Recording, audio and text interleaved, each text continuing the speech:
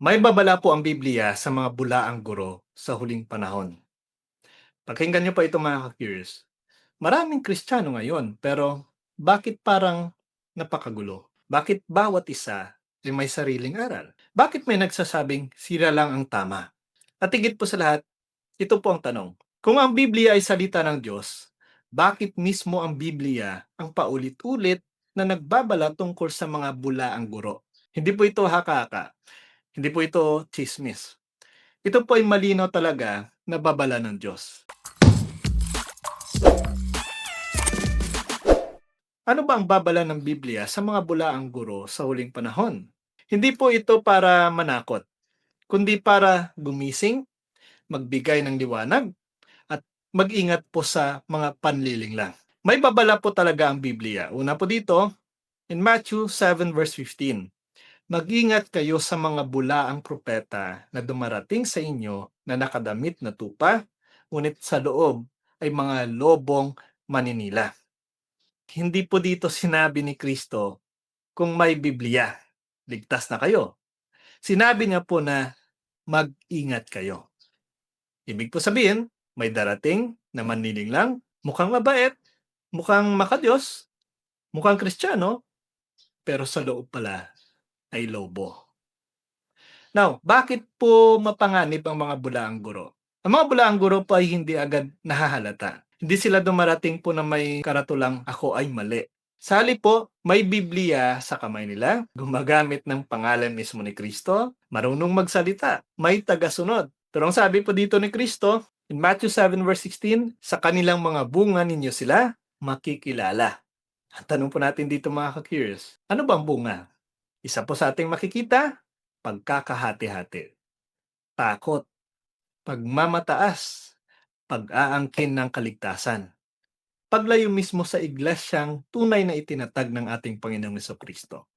Ito po ang mas nakakatakot. In 2 Peter chapter 2 verse 1, may lilitaw ng mga bulaang guro sa inyo na palihim na magpapapasok ng mga mapanirang maling aral.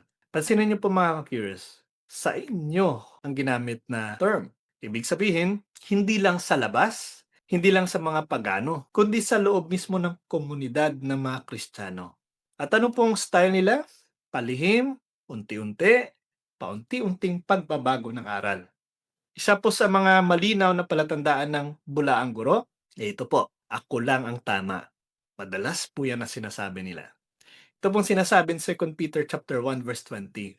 Walang hula ng kasulatan ang maaaring ipaliwanag ng sarili lamang.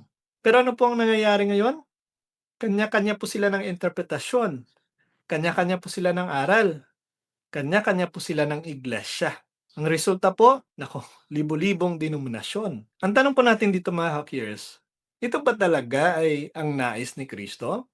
Kung babasahin mo natin in John 17 verse 21, upang silang lahat ay maging isa.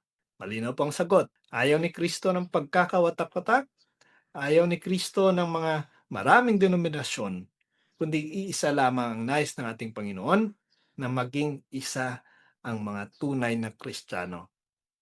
Ay kung pagbabatayan man po natin ang history, simula noon hanggang sa ngayon, iisa lamang pong pinakamalaki ang nag-unite at makikita natin na pagkakaisa mismo ng buong simbahan sa simbahang Katolika lamang. Now, may malaking kaibahan po ang babala ng Diyos at ang pananakot ng tao. Ang babala po mismo ng Diyos ay nagtuturo ng pagsisisi, nagtuturo ng kababaang loob, nagtuturo ng pag-ibig. Ang mga bulaang guro po ay gumagamit ng takot, gumagamit ng impyerno bilang pananakot, ginagamit ang kaligtasan bilang pagkontrol. Pero ano pong sabi ni San Pablo in Romans chapter 8 verse 15? Hindi ninyo tinanggap ang espiritu ng pagkaalipin upang muling matakot. Malinaw po yan. Now, in Acts chapter 20 verse 29 to 30, sinasabi dito na pagkatapos ng aking pag-alis, papasok ang mababangis na lobo. At mula sa inyo mismo ay lilitaw ang mga taong magsasalita ng mga bagay na lihis. Pansinin niyo po mga curious, kahit mismo leader, kahit guro, kahit pastor, walang immunity kung hiwalay sa tunay na otoridad. Hiwalay sa apostolikong turo. Ito pong irony dito. Marami po sa mga bulaang guro ang gumagamit ng strategy na Bible alone, kami lang ang maliligtas, kami lang ang tama, walang tradisyon. Pero kung Biblia po ang kanilang batayan, bakit napakagulo sa kanila? Hindi sila nagkakaisa sa turo. At bakit iba-iba ang kanilang simbahan?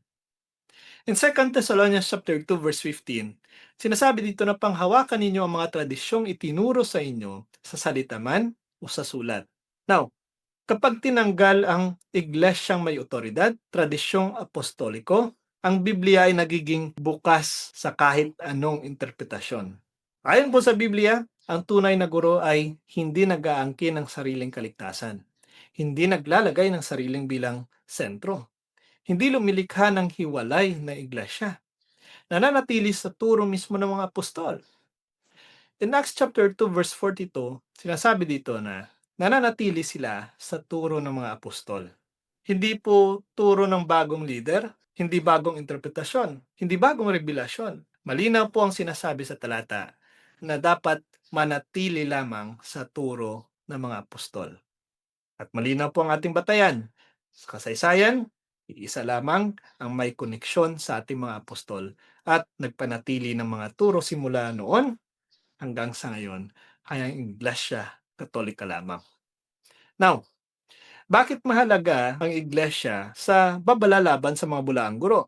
Dahil po ang Iglesia ang haligi at suway ng katotohanan. Malinaw po yan ang sinasabi in 1 Timothy chapter 3 verse 15. Hindi po dito sinabi na ang Biblia lamang. Hindi po sinabi na ang individual na interpretasyon. Sinabi po dito na ang Biblia ay banal, pero ang interpretasyon ay ginagabayan ng Iglesia. Dahil sa Iglesia lamang, manggagaling ang buong katotohanan. Now, ang pinaka nakakatakot po na babala ay ang sinasabi po sa Matthew 7 verse 22 to 23.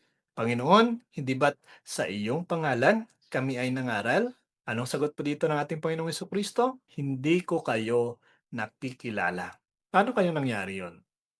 Gumamit ng pangalan ni Kristo pero hindi sumunod sa kanyang kalooban. Hiwalay sa kanyang iglesia.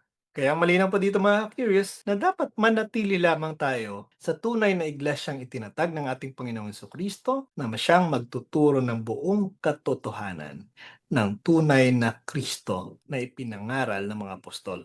Kaya ka-curious, ang Biblia po ay malinaw. May mga bulaang guro, darami sila sa huling panahon, gagamit sila ng Biblia, magmumukhang tupa. Pero ang tanong po ay hindi magaling ba sila magsalita? Kundi ang tanong po ay, nananatili ba sila sa iglesyang itinatag ni Kristo? Tapat ba sila sa turo ng mga apostol? May bunga ba ng pag-ibig at kababaang loob? Malinaw po yung sinasabi in John chapter 8 verse 31, manatili kayo sa katotohanan. Ang babala ng Biblia ay hindi para manakot, kundi para iligtas po tayo mula sa panlilinglang. Talo po nakatulong ang video na ito, please like and share, ibahagi po natin sa mga kakilala natin. God bless po sa ating lahat. So ayan po mga peers, sanay kapupulatan po natin ito ng aral at kung nagustuhan niyo po ito, please like and share, ibahagi po natin sa mga kakilala po natin and please don't forget to follow and subscribe po ng ating YouTube channel, Mr. Curious Catholic. Muli po, this is Mr. Curious Catholic, kasama po ninyo sa pagtatanggol ng ating simbahan.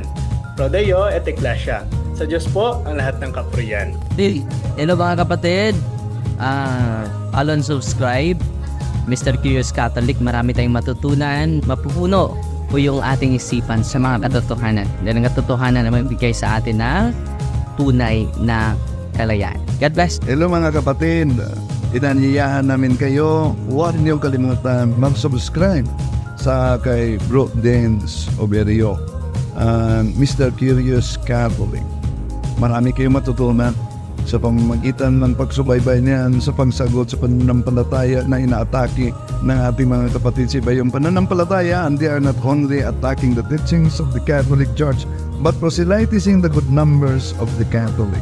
At sa pamamagitan sa pagsunutin niyo nitong Mr. Curious Catholic, Facebook page and YouTube channel, dami ninyong matutunan. Isabuhay natin ang ating matutunan. Pro Deo et Ecclesia.